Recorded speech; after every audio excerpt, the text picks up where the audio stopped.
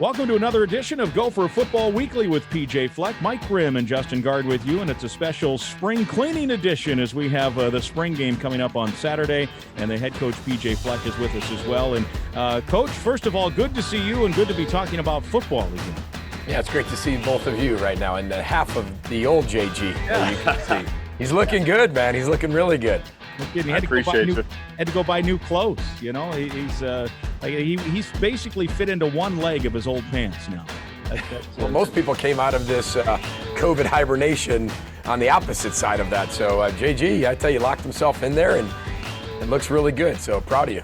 I appreciate it. It's been so long. I've gone the other way, let myself go completely, and then now I've recentered. That's how long we've been in this hibernation. So if the pandemic ended 6 months ago, I might have been in trouble, but we're good. I appreciate it. Yeah, no doubt. Great to see you guys. Yeah, people who who have last watched the show and not seen you since might not even recognize JG here in the picture, but that's the good news. And the other good news on Saturday, Coach, as we talk about pandemic and football and everything else, is that there will be fans in the stands for the first time. I mean, some last year, certain venues you were allowed family, some they weren't. Here you're going to get family and then some, about 10,000 or so people. First of all, how excited are you? 2 hours, it sounds like. Those tickets are reserved and out of commission to have some of those great Gopher fans able to watch in person again. I think that's what everybody's really excited about. You know, our kids have worked really hard in the spring, gotten a lot better, gotten a lot closer. But really, Saturday's about the fans. It's about our fans getting back in the stadium, getting back to some type of new normalcy, to be able to get to sporting events here in the state of Minnesota. And hopefully that continues to grow into the season. And hopefully we're able to have a full house and a sellout crowd against Ohio State if it's safe. I think everybody wants to be able to see that to happen, but obviously following all the guidelines, we'll continue to do that. But more importantly, Saturday, we're just excited to be able to have fans in the stands. We're hosting a diaper drive as well. And then those oars that people have been waiting to drop off for 2 years, we get to be able to finally do that again. So it's going to be a wonderful celebration. I promise everybody this, we don't have to cancel because of snow. It's about 70, 75 degrees on Saturday. It looks like the forecast going to be a beautiful day. Just cannot wait to have all of our fans back. I hope they're really excited to see our players as much as they are to see them. Yeah, no question. And there are some guidelines, mask and social distancing and things the fans will have to follow on Saturday. They can go, if they were the lucky ones to get tickets, they can go to the webpage and kind of, find the rules that will be in place to allow everyone that is able to come. And they can go on that. So real quickly, let's just talk specifics of the game itself. I know you guys had your draft today. The teams are set. The captains are set. What kind of game can we expect in terms of like a format? Is this going to be a normal game? What kind of things are we looking at there? Yeah, it's going to be a normal game. I mean, we're playing for Goldie's Cup. It's pretty serious around this facility. Yep. Not only that, we got the Sid Hartman MVP trophy to see who plays the best. We've got our head coaches picked, right? Coach Johnson over there on the gold team, and then Coach Whalen over there on the maroon team. So it's going to be very interesting. We've divided our staff in half. We've divided our team in half, had a wonderful draft. So everybody's picked, ready to roll. And then once we hit Thursday, we'll start planning on that game. The only difference between really in a game is, it's going to be, a little simpler. We're not going to throw everything at our players, but we're also going to have a running clock as well. So it's not going to be that long. People will be home, plenty of time to watch the Kentucky Derby. I've gotten a few emails on that. I'm a huge Derby fan. So 11:15 kickoff for a reason, everybody. Don't worry. You'll have your hats and you'll have your mint juleps ready to roll. Plenty of time if you come to our game. Yeah, no question. Well, you should wear one of those, Derby hats to the spring game on Saturday, just in honor of the Derby. I'm sure I'll have something to honor the Derby. It's one of my favorite sporting events and still one of the greatest sporting events I've ever seen live. So fun. So. No doubt. All right, so that's Saturday. It's 11 o'clock. Will our broadcast time be at 11 o'clock? Daryl Thompson and Guardsy and the whole gang will be with us here on the Gopher Radio Network. As Coach mentioned, an 11:15 kick. BTN will also have TV coverage. But hey, I think, with the weather the way it is, there'll be a lot of folks out in the garage and the yard cleaning, and we'll have a few folks listening across the great state of Minnesota. Here in the Twin Cities, it's KFAN 100.3 FM starting at 11. So that's those are some of the details of the game. JG, I know you have all kinds of questions for the head coach specific to the team itself. Go ahead. Well, I'd forgotten that we had a spring game moved up because of snow a few years ago. Then we were inside, I think, a couple of years ago. And last year, because people have asked me, how does PJ do spring? I'm like, well, I don't really know because we've had some weird ones. And last year we didn't even have one. So what's it been like just having spring practice in general this season after, being, stopped I think after 3 practices a year ago? Yeah, you know what? It was almost too good to be true. Like every practice we'd have in the spring, we were like, all right, this is too good to be true. We're in practice 3, practice 4. I'm sure guys are going to test it. All of a sudden, we're going to have to shut it down. I think it's going to take a while to get out of that type of mindset because things were in flux last year. And there was so much, so much that you couldn't prepare for. But this is something that we knew that we wanted to attack head on. This has been one of the most demanding springs we've ever had. One of the deepest springs we've ever had. A lot of times you lose a whole senior class of, 18, 19, 20 some players, and you've got, 60 scholarship players, and, you're waiting for that new freshman class to get there, and you rarely have 1s and 2s, let alone now we have 1s, 2s, and 3s. So we've been able to go longer. We've been able to go for more reps. Everybody's been able to get reps. We've been able to have incredible competition amongst each other that are going to set up these races come training camp. Again, no jobs are technically won in spring ball. They set you up to win the job in training camp. And that's how important spring ball is. But I'm really proud of our players. I think they've attacked it head on. It's been a very difficult, spring ball training camp type atmosphere. But we had a huge scrimmage last Thursday, which was awesome, and we needed it. And it showed where we were. And we got to continue to get better. But we have something we haven't had in a long time, and it's depth at a lot of positions and a lot of experience. But so will everybody else that we play as well, just because of how unique of a year it is. How different has spring ball been even from fall last year with practices and obviously, COVID and everything that was going on? Like, are there any similarities from fall to spring? Has spring been more productive in a way? Because, like you say, there haven't really been any derailments or pauses. I think you hit it right on the head. I mean, plus, you're not having the pauses that are unexpected and then being able to acclimate guys back into football, right? And every time you got pause, you had to acclimate them back into football, and you had to acclimate them back into pads. And there was a stop, start. We were able to start and go all the way through, obviously to the spring game, which we're really excited about because we needed that experience. We needed to make up for that lost time of spring ball, lost time in the summer, and even the lost time during the season. This team lacked experience and lacked practice last year. And now that we have that, I like our football team. I like where we're headed. I like the character of this football team. I like the determination. I love the togetherness of this team. And again, like I said before, that gives you a great chance. It doesn't promise you anything. I don't know where this team's going to be picked in the West. Probably, who knows, 4th, 5th, somewhere around there from the outside. But our internal expectations are incredibly high for what we have and for what we feel like we're capable of doing. But we're just going to take one day at a time, continue to get better, be better today than we were yesterday. And this team has taken on that approach, JG, and this TGIF, togetherness, gratitude, identity, and focus type thought process as we've gone through the spring. Coach, Guardsy asked you about the difference. Are you guys still doing, in terms of the process of protocol, still the daily testing that you guys had done last year as well? Is that still the norm at this point? Yeah, the daily testing isn't happening, but the testing multiple times a week is happening. And there's a lot of new protocols and rules that are involved in that. For instance, if a young man tests positive, you can't test back in. You're immediately ruled out, right? Because the test we are taking is a PCR test. Sometimes the test you could take before was a certain type of test, and then if it tested positive, then you could test back in by getting a nasal swab. That was a PCR test, and then you could come back.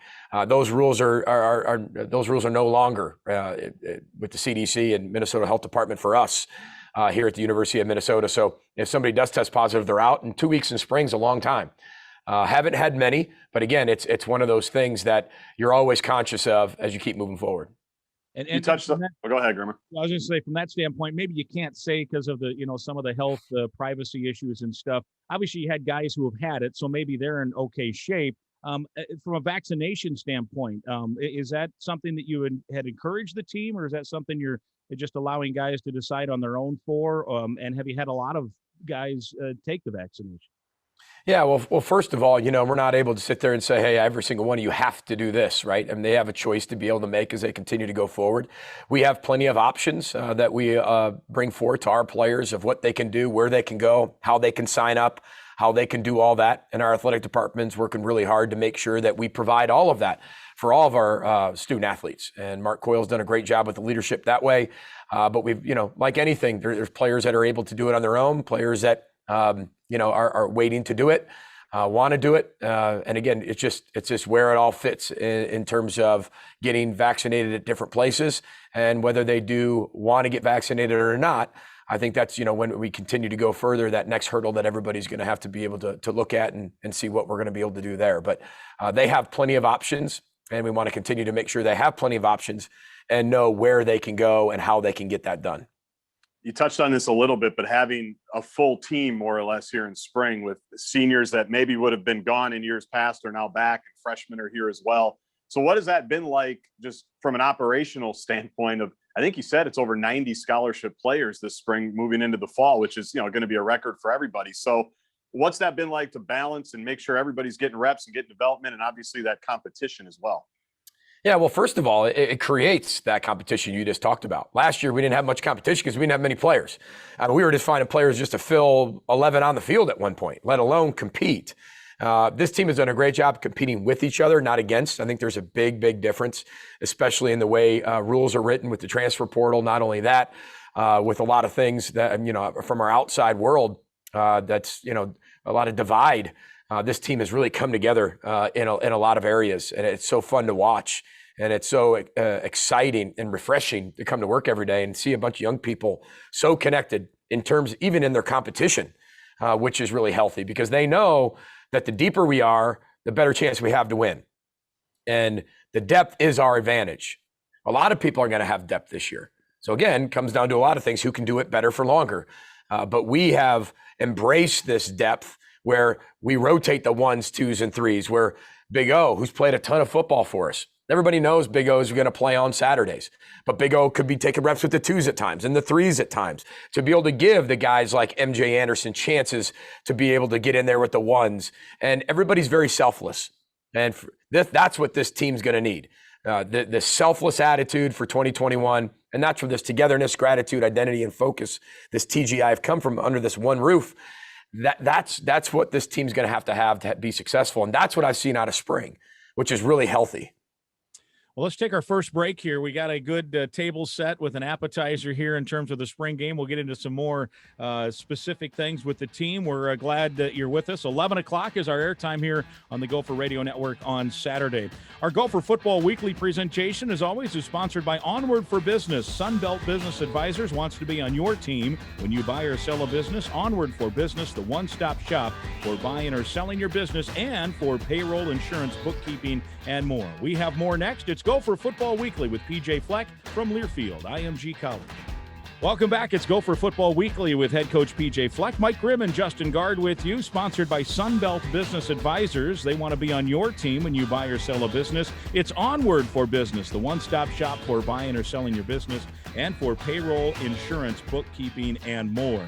Spring game Saturday, 11 o'clock, TCF Bank Stadium. You'll hear it right here on the Gopher Radio Network in the Twin Cities on KFAN 100.3 and across many of our stations on this Gopher Radio Network. So, Coach, we were just talking in the break, a couple of good news items this week. One of your assistant coaches has a new youngster, and your daughter won a nice award this week as well. So let's have some family time here on Gopher Football Weekly. That's right. Coach Burns just had a baby boy. We're really excited for him and Sierra as they continue to build their family together. They have a daughter, Rozzy, and now add a newborn baby boy. So really excited for him. And then in the Fleck party, we have 4 children. So our daughters are 8 and 7. Paisley's 8, Harper's 7.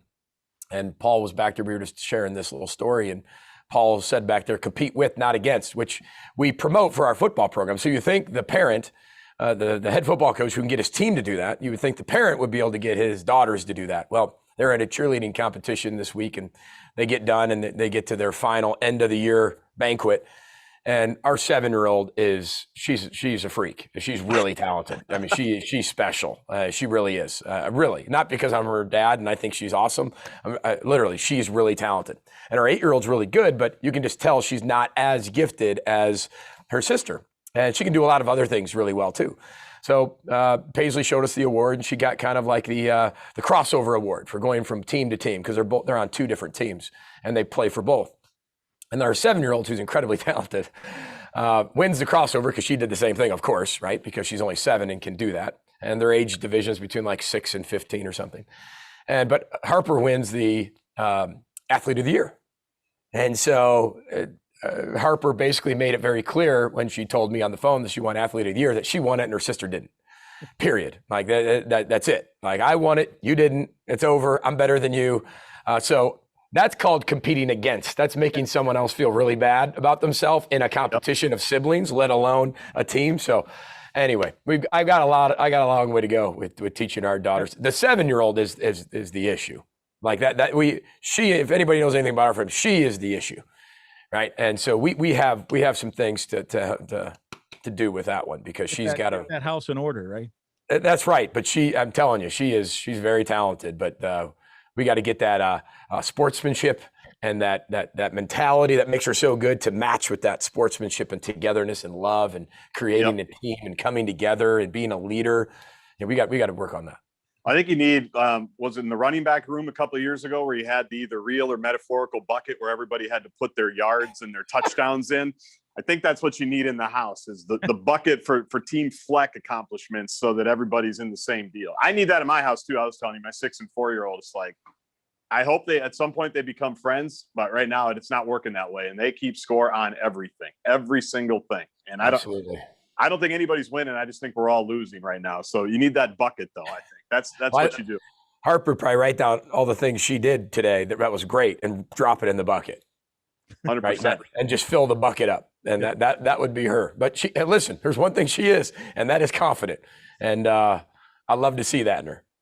Well, you mentioned compete with and not against. That works as a segue. You talked about the competition, and I think when you and I talked last week on our Gopher talk, you said that at almost every position, maybe just 1 or 2, it's a little thin, but almost every position there is good, healthy competition. So take us through that mindset. And you talked about, sometimes the 1s might play with the 3s. What positions, if any, are you really looking at where it's like, yeah, that is really taking on human form here in terms of competing with and really seeing that depth work?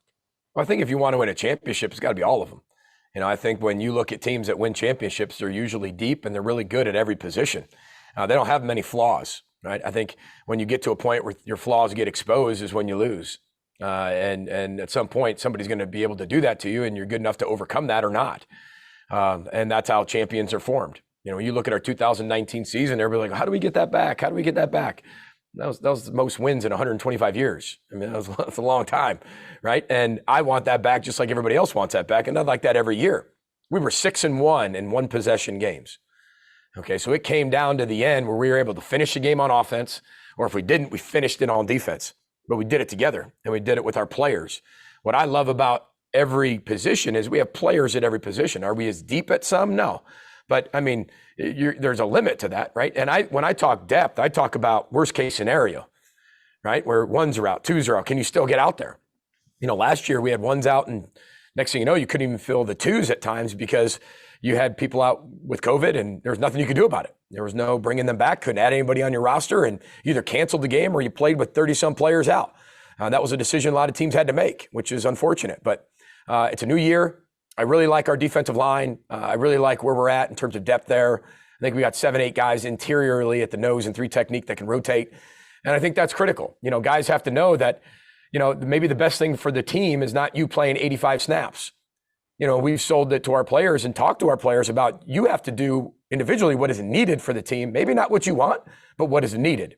And if that means all of you, who are all just as good as each other, rotate and play 30 snaps apiece, if that's what's needed for the team, you've got to really, really want that as well.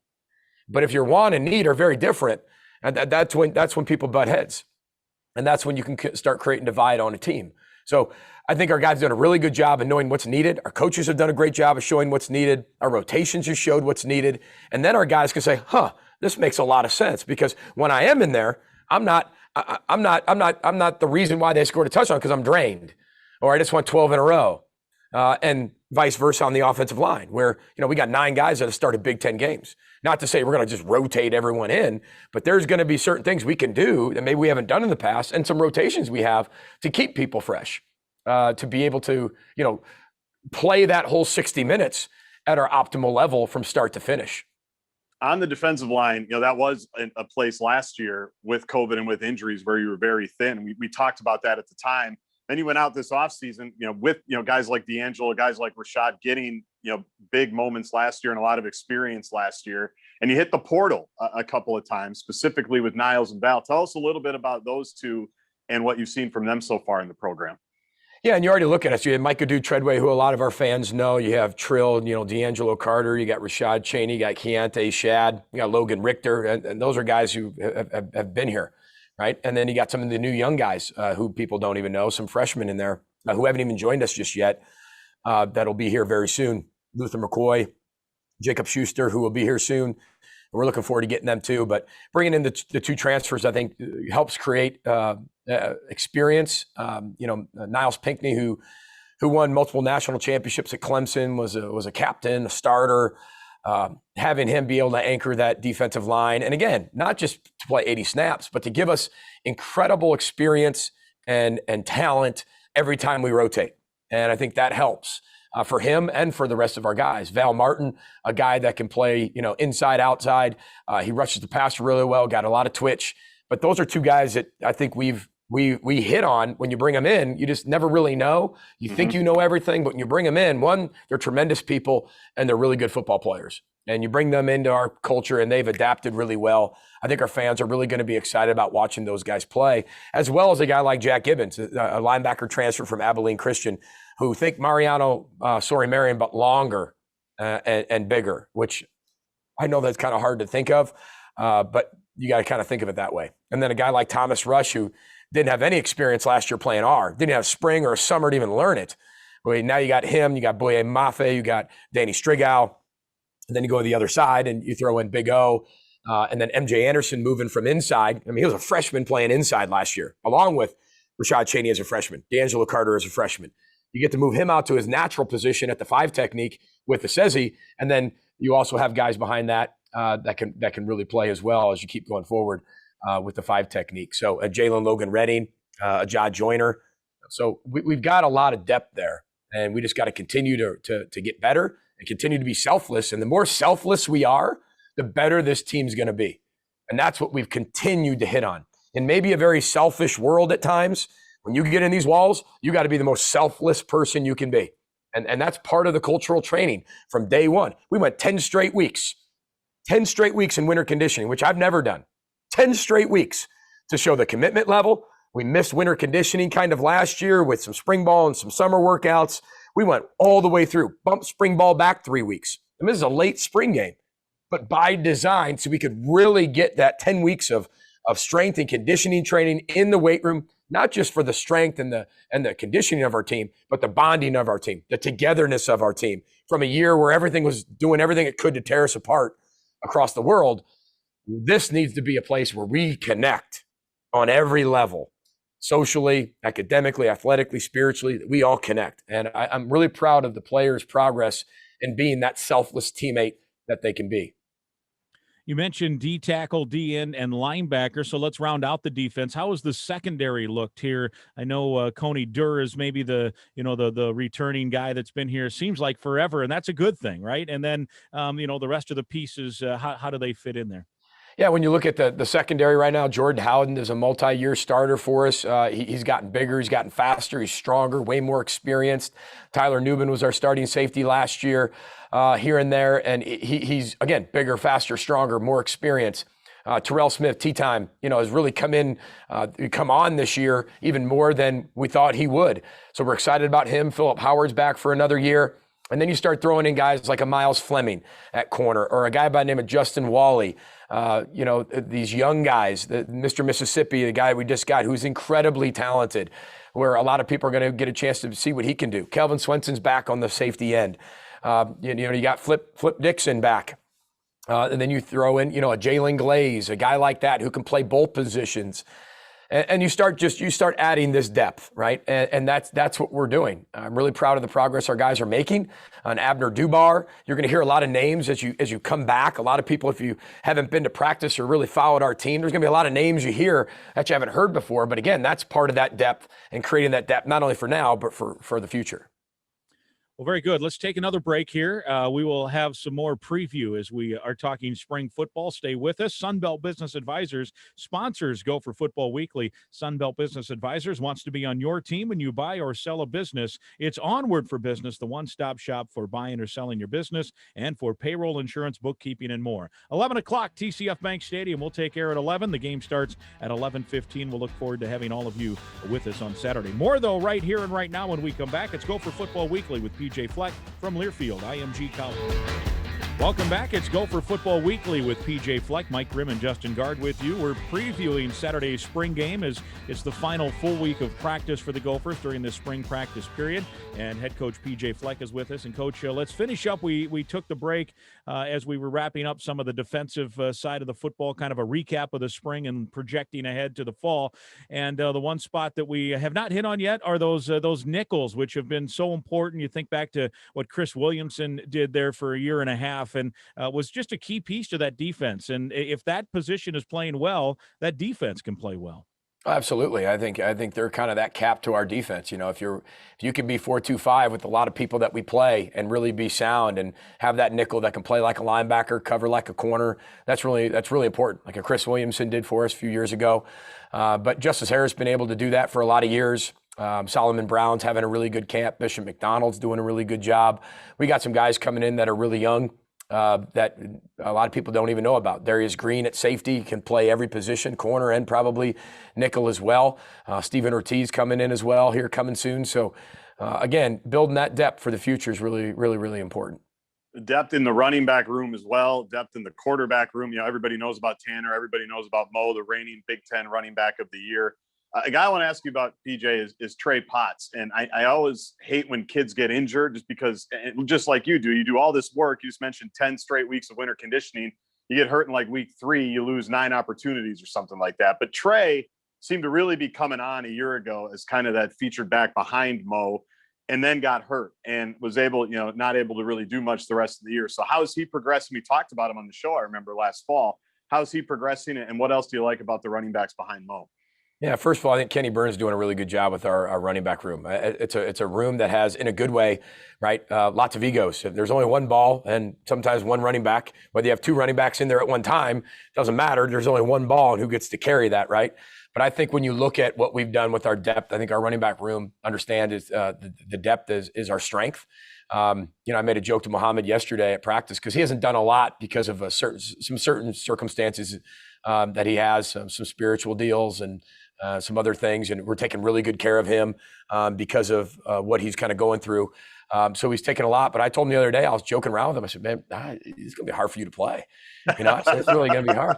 And I'm just kidding, by the way. But, when Trey's having a phenomenal spring, Cam Wiley's having a great spring, Preston Jellen's having a great spring, and you look at Bryce Williams, he's having a great spring. So you can't have enough running backs. You can't. And Glenn Mason said it a long time ago here at the University of Minnesota. You need a pair and a spare. And I didn't even know Glenn Mason back then. But we built the whole Western Michigan deal about a pair and a spare. And when I got here, it's the same thing. And I'm a firm believer in that. And you have to have that. And we've got not only pairs, but spares and spares of that spare. And again, we have got to know that as an advantage and a strength. And we've got to know that at some point, everybody's going to be called on to carry that load. And Muhammad is a tremendous running back, and Muhammad's going to play. Everybody knows that, right? But Trey Potts came on a lot last year. Cam Wiley's having a tremendous spring. Actually, yesterday was probably one of his best practices of his time here. And then you throw in the Bryce Williams, who has a ton of experience. Preston Jellen playing really well right now. So again, we've got some guys, and Kai Thomas coming back from an injury. So we've got guys that have played a ton of football and know what to do and know how to do it. And now they can really excel and get better at their craft. And we all know we've got to have really good tailbacks for our system to work. And I feel like we got a really good room. And Guards, you mentioned the quarterback spot. It was like 2 and 3 years ago. That was, the first question you get asked. Well, you got Tanner Morgan, who's an all-conference caliber player. So you know what you've got with him and how important probably now this spring has been, where you get to see your offensive coordinator eyeball to eyeball for a number of practices in a row, where you think about last spring when that transition happened. And, that was, probably part of, a tough transition that at times was, you could see maybe there were some times where things didn't go as smoothly as you wanted through a whole bunch of different factors. But what about behind him? We've seen Zach Annexstead, who, remember, if we were doing this show 3 years ago, he was your starting quarterback. So, and then I know you got a couple behind those two guys. What's the quarterback room like? Yeah, first of all, it's nice to be able to have that in-person connection. I think Coach Sanford and the quarterbacks have built an incredible relationship as they've gone forward. This is all about getting better, all about expanding. It's all about finding out what they can and cannot do. Spring is not about comfort. It's not.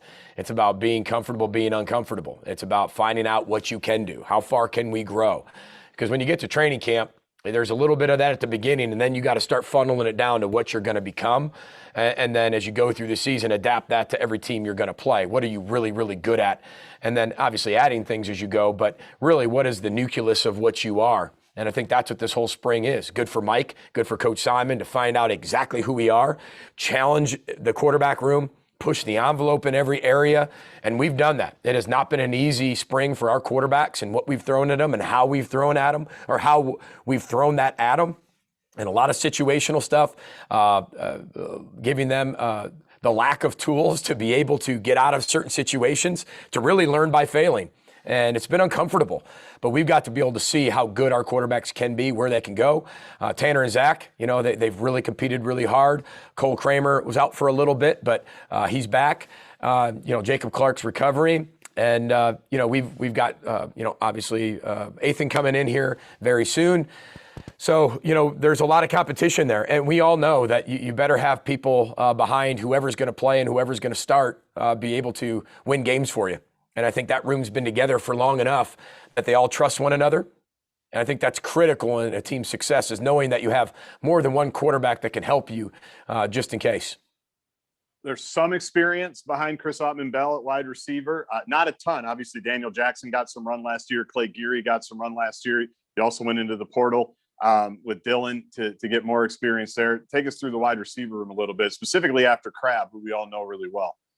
Yeah, everybody knows Chris Ottman-Bell. I think he's had a wonderful career here. It's time for him to step into that number one role with that number one expectation and number one responsibility. Daniel Jackson played a lot last year as a freshman. He's gotten a lot bigger, a lot stronger, a lot faster, and again, accepted his role as that big-time receiver, and he's going to have to play that way. Then you got a guy by the name of Michael Brown-Stevens, played a lot at the end. Again, a young player. You have the Clay Gearys. We went into the portal to go get Dalen Wright. He's got a long way to go, but he just getting here and learning the system was critical for us as we continue to move forward. Guys like Lemeki Brockington, and as we continue to go forward, there's going to be a lot more guys that emerge. But again, we're going to be a little bit youthful and a little bit younger at that position than we've been in the past, but that doesn't mean the talent has gone down. And I'm really excited that we have this room a little bit more by committee this year.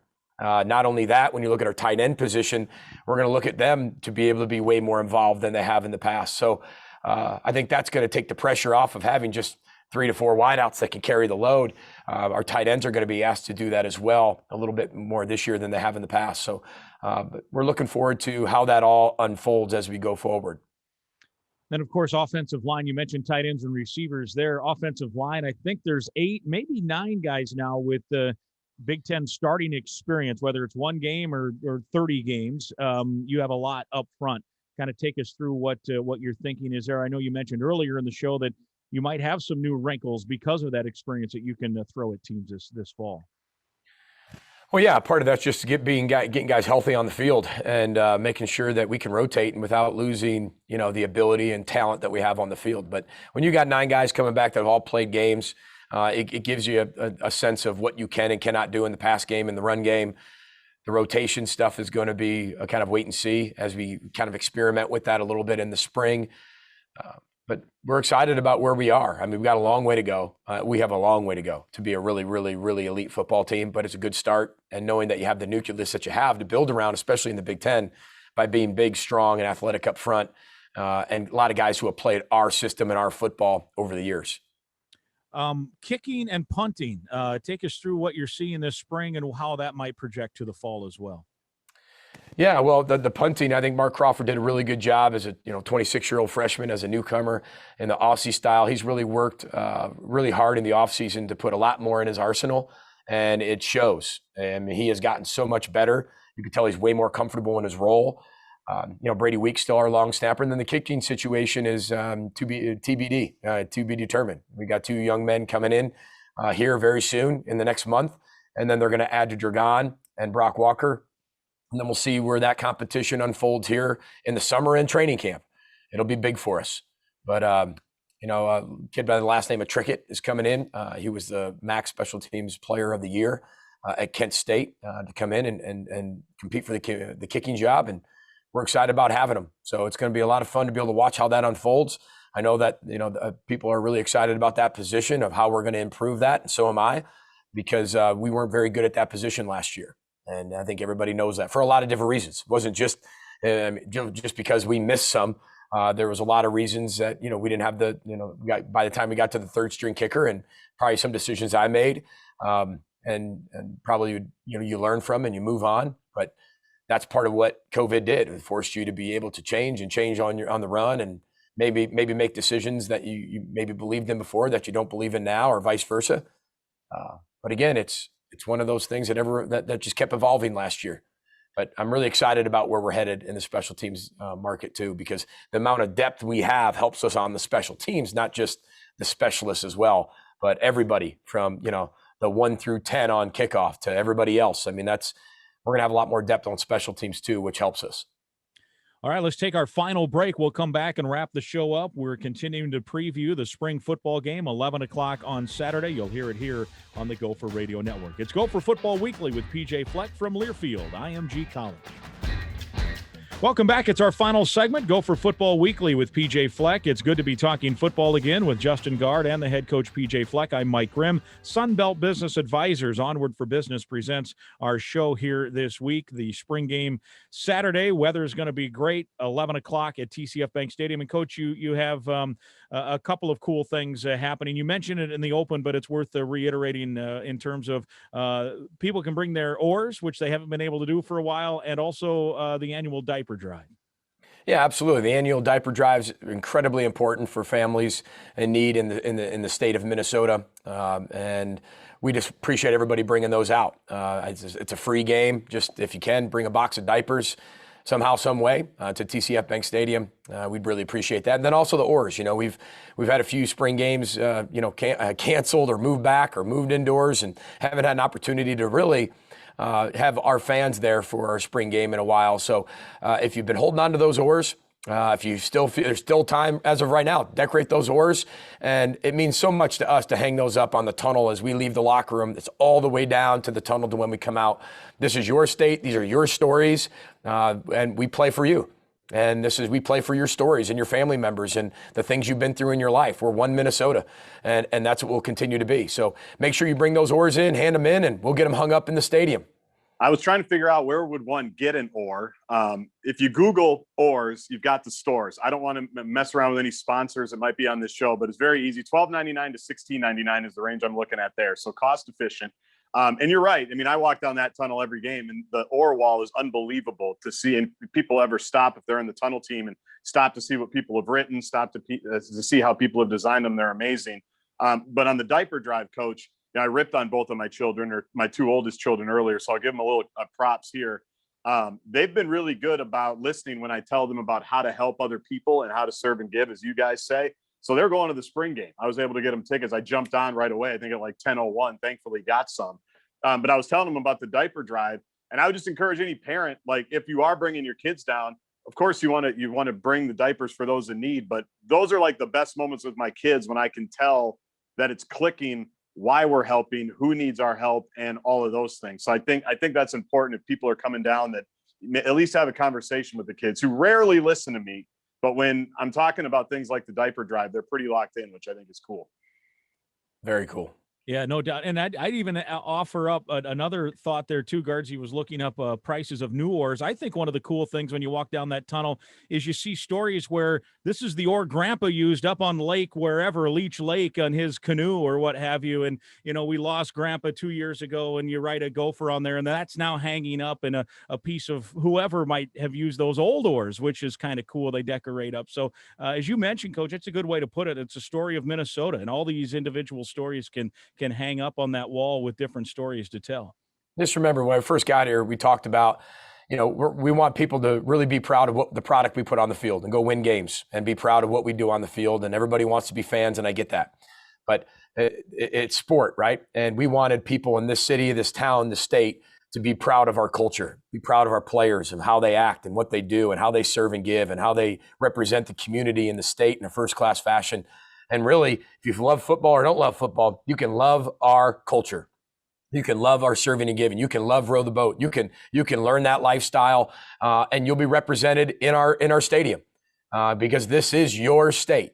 We are your team, and we play for you and what you've been through and what you put on those oars. And that's why it's the last thing our players see before they walk onto that field and run out of that tunnel.